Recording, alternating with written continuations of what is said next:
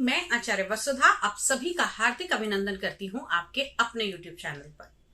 दोस्तों, आज हम बात करने वाले हैं आत्मा के कारक, हमारे बॉस के, पिता के, हड्डियों के कारक और साथ ही साथ हमारे आत्मविश्वास के कारक सूर्य देव के बारे में। जी हाँ, हर संक्रांति पे सूर्य करते हैं राशि परिवर्तन। इस बार पिता पुत्र के जो ग्रह युद्ध चल रहा था, पिता पुत्र एक साथ थे, शनि और सूर्य की युति बनी हुई थी, उससे अब राहत आपको मिलेगी। सूर्य देव आने वाले हैं मीन राशि में। जी हाँ, 14 मार्च 2024 को दोपहर को 12:36 पर सूर्य का होगा राशि परिवर्तन और अब कुंभ राशि से निकलकर आएंगे मीन राशि में। बहुत सारे लोगों को इसके फायदे होंगे, लेकिन कुछ को उठाने पड़ेंगे भारी नुकसान। कौन कौन सी है वो राशियां जिनको बरतनी है सावधानी, और क्या क्या सावधानी बरतनी आपको इस समय में चाहिए, इस वीडियो में आपको बताऊंगी।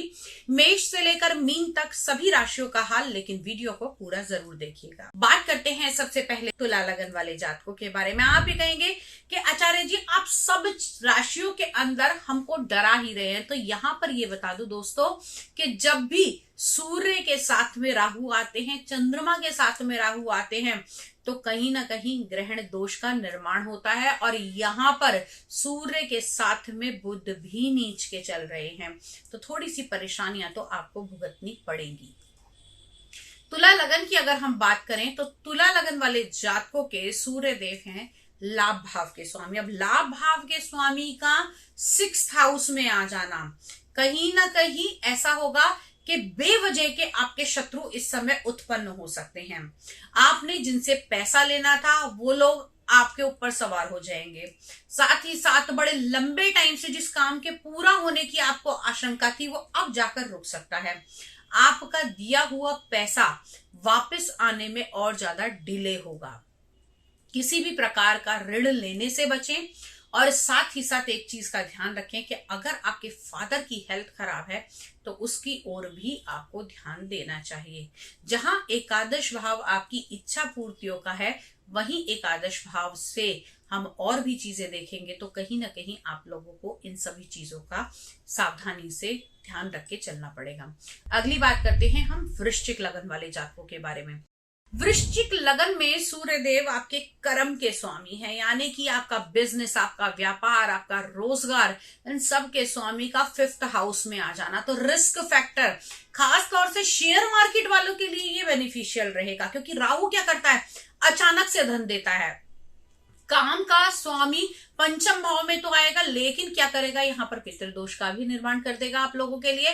तो यहाँ पर आप लोगों को कुछ चीजों की सावधानी बरतनी चाहिए, जैसे कि अपने घर से जब निकले तो अपने माता पिता के पैर छूकर निकले। साथ ही साथ इस समय में गरीबों को अन्न का दान अवश्य करें। इससे निश्चित तौर पर आपके प्रेम संबंधों में और ज्यादा मधुरता आएगी, और साथ ही साथ आपके पितृदोष से होने वाली परेशानियों से मुक्ति मिलेगी। धनु लगन, धनु लगन में आपके 9th लॉर्ड यानी कि आपके भाग्य भाव के स्वामी हैं सूर्य देव। अब गोचर करेंगे कहां, भाग्य के स्वामी का सुख के स्थान में आना, अपने आप में शुभ संयोग। लेकिन क्या कर रहा है राहु, और फिर से वही नीच का बुध। तो कहीं ना कहीं सूर्य तो अपने फल देगा, लेकिन राहु उनको इतने फल नहीं देने देगा। रिजल्ट तो मिलेंगे, जो रुके हुए काम है वो होंगे तो सही पूरे। वाहन खरीदने की सोच रहे, मिलेगा तो सही, लेकिन क्या होगा, थोड़ा सा डिले हो जाएगा। अगर आपने बहुत बड़े को लेने के बारे में सोचा है तो उससे आपको बजट आपका कम करना पड़ेगा। रिजल्ट मिलेंगे, लेकिन थोड़ा डिले और थोड़ा पहले से कम। अगली बात करें हम मकर लगन वाले जातकों के बारे में, तो मकर लगन में आपके 8th लॉर्ड आपके आयु के, आपके मृत्यु के, आपके गूढ़ ज्ञान के 8th भाव के स्वामी हैं। 8th भाव के स्वामी का आपकी कुंडली के 3रे भाव के अंदर आ जाना कहीं ना कहीं आपको बेवजह की यात्राएं तो कराएगा। साथ ही साथ इस समय में एक चीज आपके लिए अच्छी होगी कि आपके दोस्तों का सहयोग आपको मिलेगा इस समय में। और इस ध्यान रखिएगा कि अगर आप किसी बड़े प्रोजेक्ट को लेकर काम कर रहे हैं, कुछ रिसर्च कर रहे हैं, किसी पे डिसीजन लेने जा रहे हैं अपने काम से जुड़ा हुआ, तो आप लोगों को इसमें सफलता मिलेगी। लेकिन फिर से यही कहूंगी कि अपने पेपर वर्क का बहुत ज्यादा ध्यान रखिएगा, लीगल अथॉरिटीज को फुलफिल कीजिएगा, क्योंकि किसी भी प्रकार की लीगल अगर आपकी लीगल एडवाइजरी कम रहती है, लीगल अथॉरिटी आप कंप्लीट नहीं करते, तो आपको दिक्कत इसमें उठानी पड़ सकती है। कुंभ लगन जिससे अभी अभी सूर्यदेव बाहर निकल कर आए हैं अपने पुत्र के घर से, तो यहां पर आप लोगों के सप्तम भाव के 7th हाउस के लॉर्ड हैं सूर्यदेव।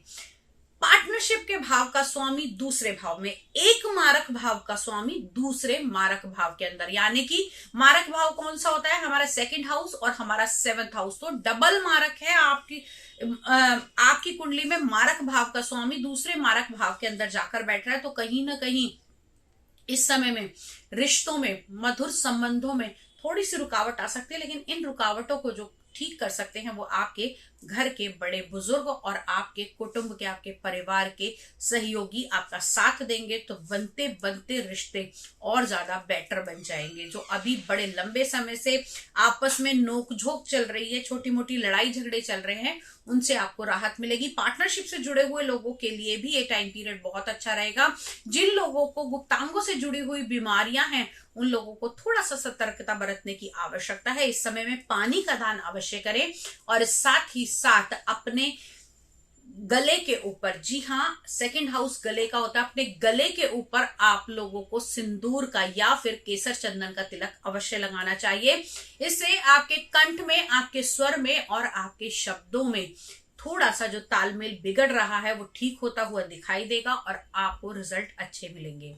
मीन लगन जिसके लगन में सूर्यदेव का ये गोचर होने वाला है, ग्रहण योग बनेगा, बिना बात का सरदर्द होगा। मीन लगन वालों हो जाओ सावधान, आने वाला 1 महीना आपके लिए चुनौती भरा होगा। क्यों? एक तो बुध नीच के, सबसे पहली बात आपके बुद्धि के कारक वो नीच के हो जाएंगे आपके लगन में आके, आपके आत्मविश्वास के कारक।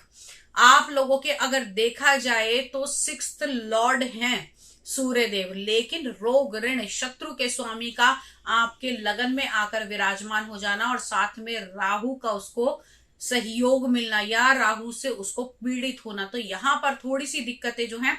सबसे ज्यादा बेटरमेंट आपके लिए क्या रहेगा कि आप लोग इस समय में सूर्य की उपासना करें, क्योंकि 6th लॉर्ड हैं, बीमारी देने वाले हैं, आपका ऋण बढ़ाने वाले हैं, आपके शत्रु को बढ़ाने वाले हैं। कहाँ हावी होंगे? आपके सिर पर। तो आप कुछ ना कुछ ऐसा उल्टा पुल्टा कर जाएंगे कि आपके चाहने वाले भी आपके शत्रु बन जाएंगे, या आपने सारा काम अच्छा करा, बॉस को एक उल्टा जवाब दिया, सब किए कराए पे आपने पानी फेर लिया।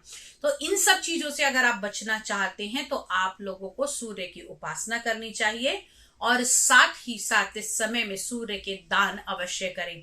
एक तांबे के लोटे में नित्य प्रति जल भरकर अपने सरहाने रखें और प्रातःकाल उस पानी को बाहर किसी भी पौधे के अंदर डाल दें। इससे निश्चित तौर पर आपको नींद भी अच्छी आएगी, आपका सर का दर्द भी ठीक होगा और साथ ही साथ आपका सूर्य से और राहु से और बुध से जो आने वाली परेशानियां हैं उसमें राहत मिलती हुई दिखाई देगी।